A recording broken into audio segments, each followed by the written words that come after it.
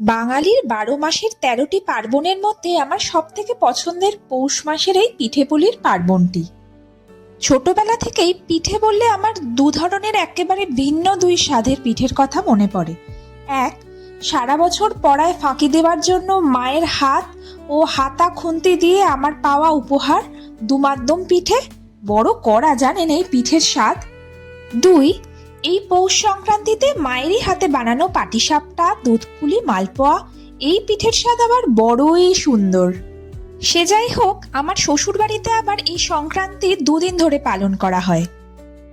সংক্রান্তির আগের দিন বাড়ির সদস্যরা সবাই ফিরে এলে আউনি বাউনি বাঁধা হয়।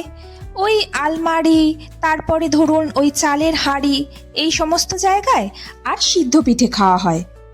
নতুন ধানের শীষ, আম পাতা, সর্ষে ফুল, গাঁদা ফুল এইসব দিয়ে বাঁধা হয় এই আউনি বাউনি। আউনি কথার অর্থ মা লক্ষ্মীকে স্বাগত জানানো। বাউনি কথার মানে তার স্থিতি বা প্রেজেন্স। আর চাউনি মানে তার কাছে প্রার্থনা করা।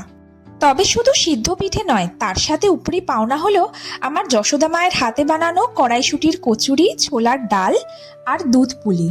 প্রতিটাই এত অপূর্ব খেতে যে তার বলার অপেক্ষা রাখে না। এর পর দিন মানে পৌষ সংক্রান্তির দিন বেনে বাড়িতে সৌদুয় পুজোর একটা রীতি আছে। ক্যামেরায় কতটা বোঝাতে পারছি জানি না, তবে এগুলো হচ্ছে এক একটি ভেলা। ওই কলার পেটো দিয়ে ভেলা তৈরি করে ফুল, কলা, আখ এসব দিয়ে সেই ভেলা সাজিয়ে সেটা পুজো করে প্রদীপ জ্বালিয়ে ভাসিয়ে দেওয়া হবে জলে। আসলে প্রচলিত আছে, এক সওদাগরের ৭ ছেলে যখন বাণিজ্যে গিয়ে আর ফিরে আসছিলেন না, তাদের মা পৌষ সংক্রান্তির দিনে এই ব্রত পালন করে তাদেরকে ফিরিয়ে এনেছিলেন। আর এই দিন আমার শ্বশুর বাড়িতে ভাজা পিঠে খেতে হয়। রাঙা আলুর খামিতে নারকলের পুর ভরে তেল বা ঘি দিয়ে ভেজে এটি তৈরি হয়। আজ তার সাথে ছিল কড়াইশুঁটির পরোটা আর আলুর দম।